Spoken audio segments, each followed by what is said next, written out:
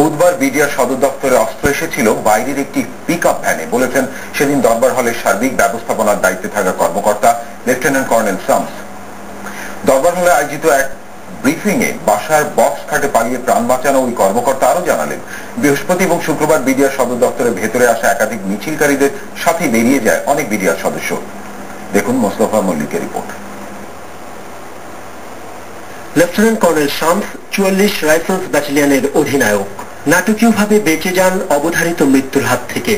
বলছেন সকাল 10:30 থেকে 11টা 1 ঘন্টার মধ্যেই ঘটানো হয় মূল হত্যাযজ্ঞ।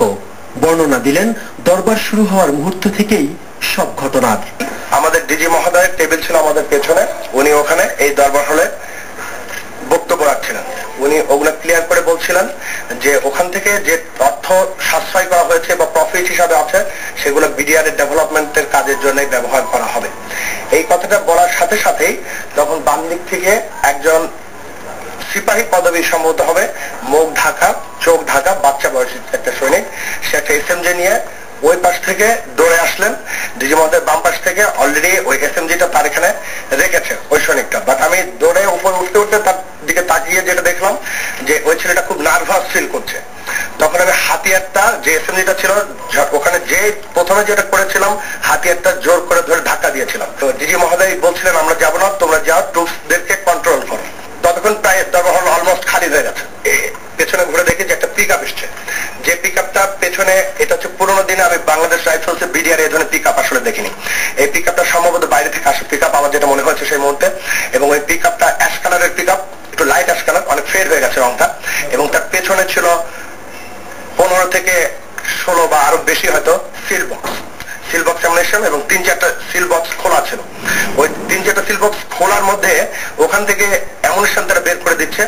জানালেন জওয়ানদের পালিয়ে যাওয়ার ঘটনা, বললেন হত্যাকারীদের বেশিরভাগই ছিল অল্প বয়স্ক।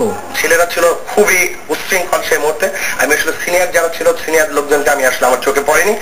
আমি যাদেরকে দেখেছি এই স্ট্রিটে যারা পাহাড় দিচ্ছিল এবং যারা পেট্রোলিং করছিল, এদের সবাই ছিল কম বয়স্ক, অল্প বয়স্ক। রাতে বিডিআর সদস্যরা কিভাবে লাশ সরিয়ে ফেলে, কিভাবে মাটি চাপা দেয় তারও বর্ণনা দিলেন তিনি। সন্ধ্যার পর থেকে যেখানে এটা যেটা শুরু হলো, একটা সাদা অ্যাম্বুলেন্স এবং একটা বিডিআর এর পিকআপ, এটা ঘন ঘন তারা আসা শুরু করলো এখানে দরবার হলে, এবং ওই পাশে ওখানে একটা পুকুর আছে, একটা ঘন ঘন আসা শুরু হলো 10 মিনিট 15 মিনিট পর পর, এবং বারবার তারা ওখান থেকে ওই চলে যাচ্ছিল, এবং নিশ্চিত হয়ে গিয়েছিলাম যে এটা সম্ভবত ডেড বডি ক্যারি করা হচ্ছে। তখন ফায়ারের আওয়াজ, দরবার হলের দিকে ফায়ার আওয়াজটা তখন আসলে কমে গেছে। তখন স্পোরেডিক ফায়ার যেটা হচ্ছিল সেটা হচ্ছে চতুর্দিকে। লেফটেন্যান্ট কর্নেল শামস বলেছেন প্রধানমন্ত্রী শেখ হাসিনা বৃহস্পতিবারের ভাষণ ত্বরান্বিত করেছে বিদ্রোহ দমনে।